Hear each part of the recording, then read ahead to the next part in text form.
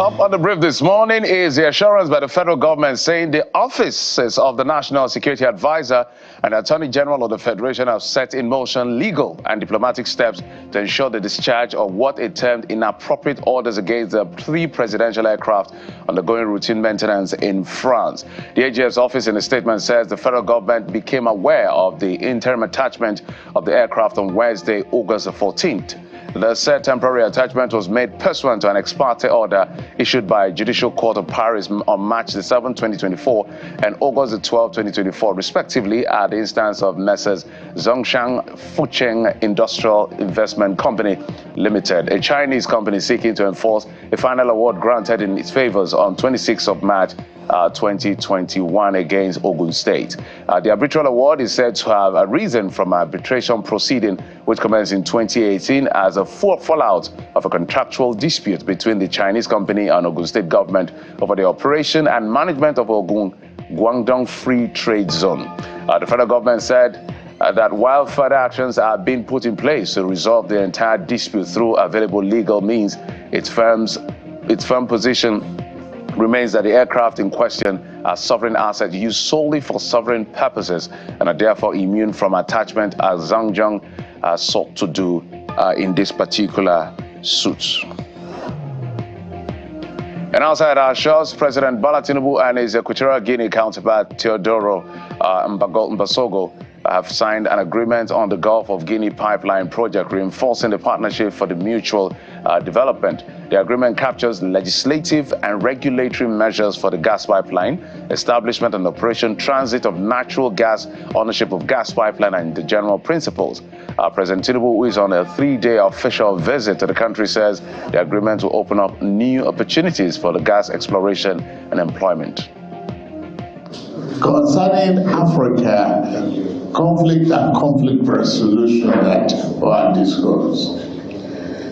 We discussed various areas of complex mechanism and what are we to promote in order United Nations Assembly, promote peace and stability for our continent, and growth and prosperity for that same continent in the same way that Europe and Americans have helped themselves and find a solution for the conflict, the continent, both inadequate capital, industrialization effort, research and development programs that will enlighten our people and navigate our way through problems. Instead of crisis, conflicts that is bothersome in Republic of Congo and others, we have to look inwards to solve these problems for ourselves. In his response, President Mbagoso explains how the bilateral relations with Nigeria over many years have been rewarding, which will further deepen cooperation among the 2 sovereign states. In the meantime, a network of civil society organizations from ECOWAS have warned that the region is edging around disintegration given the stream of exits by some member states. The group known as the West Africa Democracy Solidarity Network attributes the fallout from the erosion of democratic values, citing military intervention and rejection of democratic principles. The coordinator of the group, Mr. Paul Kufo, says the exit of Mali, Niger Republic, and Burkina Faso have far-reaching implications for the long-term stability of the sub-region. I think ECOWAS recognizes the need to hold on to the stability of the sub-region. And they are putting forward a lot of measures to ensure that the sub-region remains intact and unified as it is. We've analyzed the implications of this exit, that it is likely to cause further instability and disintegrate the sub-region. It also has socioeconomic implications, because what will happen to the citizens from these countries staying in countries that belongs to ECOWAS but has no relationship with these countries that have exited. What we have failed to do is to keep a constant watch and oversight on the norms and values that we set for democracy, especially the institutions for delivering the promise and aspirations of democracy must be working. And here we're talking about institutions like the local government system must be well connected to citizens. So we need to revisit the conversation around democracy and get the institutions to work, because it's the institutions that connect citizens to whatever government is doing. As we stand now, the institutions are captured. If you look at Parliament, which should be the voice of the citizens, who should provide an oversight over our executive, these institutions are all not working. The way forward is to have a frank conversation, and the citizens must get involved. Well, let's also tell you that the National Judicial Council has recommended Justice Kudura Kekereekun to President Bola Tinubu for appointments as the Chief Justice of Nigeria. In a statement by the NJC spokesperson, Mr. Sojioye, the decision was taken following the Council's 106th meeting presided over by the CJN Justice Lukayode Ariwoola. They said the meeting was held on August the 14th and 15th in Abuja, just 7 days before the retirement of Justice Ariwoola as the CJN. Justice Ariwoola was appointed as the CJN on September the 21st, 2022 by former President Muhammadu Buhari, and is expected to bow out on August the 22nd when he will attain the mandatory retirement age of 70. Let's move on now from there. With River State, it's one-day, one drama, and the latest is the assertion by the reinstated River State APC chairman, Mr. Emeka Beke, threatening disciplinary action against Martin Amewola and 25 other members of the River State House of Assembly, whom he says are members of the APC. Mr. Beke made this known at the APC Secretariat in GRA Port Harcourt while addressing his first APC stakeholders meeting since he was reinstated by the court. We sent message to the 27 lawmakers that defected to come for this meeting. But I don't know why they did not come for this meeting. At the appropriate time, we'll look into their matter. Because you can't sit by the defense. They are members of this party. Whether Tony Okocha received the person, they are members of APC. We'll find out why they don't want to attend this meeting. We'll really find out.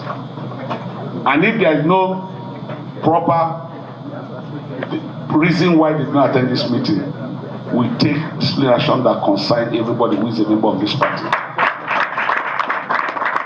They might not like it, they might be angry, but they are members of APC. The whole world saw them when they were carrying flag. On your mandate. Now time, they don't want to stand with the mandate anymore. Who told them? They will stand with the mandate.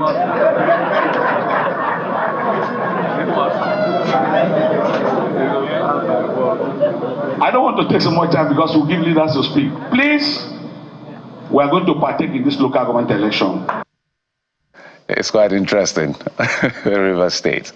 We're not done with River State. A coalition of River State leaders have weighed in on the political feud between Governor Fubara and his predecessor, Nyesom Wike, seeking a lasting action and solution to the protracted situation and protecting the state, led by Chief Sonny Chukwumele. The group condemned what they termed the ongoing efforts by Wike's allies to destabilize the government, including recent utterances by former caretaker chairman of the APC, Mr. Tony Okocha, accusing the governor of sponsoring the anti-bad governance protest, which they described as inflammatory.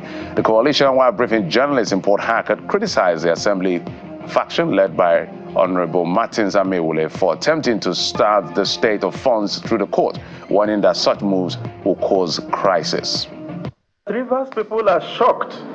There has not been any convincing and deterring actions of the security and intelligence community on the conflicts in Rivers State. A recent account is the armed invasion of legitimate activities of caretaker chairmen in Ikwere and Obiakpo local governments. This conspiracy looks certainly geared towards the removal of the governor of Rivers State by every means possible and install an administrator to act on behalf of the minister of the FCT. This is a recipe for catastrophe and ethnic war in Rivers State. And away from Rivers State to some issues around the economy. After months of sustained surge, Nigeria's headline inflation has dropped to 33.40% in July 2024 from 34.19% in June 2024, marking the first since December 2022 when it last dropped to 21.34%. According to the latest data from the National Bureau of Statistics, the Bureau's Consumer Price Index report for July 2024 indicates a 0.79 percentage point decrease in rates in July compared to June 2024. A breakdown of the figure showed that on a year-on-year basis, the rate was 9.32 percentage points higher than the one in July 2023, when it stood at 24.08%. Food inflation rate in July 2024 has dropped to 39.53% from 40.87% in June 2024, but on a year-on-year basis, 12.55 percentage points higher compared to the rate that was recorded in July 2023, which stood at 26.98%. In what you consider an audacious move, Ukraine has set up a military administrative office in Russia's Kursk region, where a surprise incursion into Russian territory continues. A top military commander, General Alexander Seizure, says the office would, in his words, maintain law and order and meet the immediate needs of the population in that particular area. In a video posted on social media, the general is seen telling a meeting chaired by Ukrainian President Volodymyr Zelensky that the office has been created on the territories controlled by Ukraine, but the Russian defense minister has said Moscow will send reinforcement to safeguard the population in that particular region. Well, the Premier League is about to start today. Manchester United, Erik ten Hag, has admitted they are not ready for their EPL opener against Fulham tonight. Ten Hag confirmed this week's new signing, Mathieu de Ligt and Nasser Mazraoui will go straight into the squad for Fulham's visit to Old Trafford. But Joshua Zirkzee and teenage defender Lenny Yoro will both miss United's Premier League opener, with Ten Hag also managing the fitness of a number of players who have reported for training at different stages of the summer due to international commitments. Well, so let's see how the Premiership kicks off this weekend. But those are the stories we've been tracking for you, in the last 24 hours, and it will form part of our conversation for the rest of the program and the rest of the day.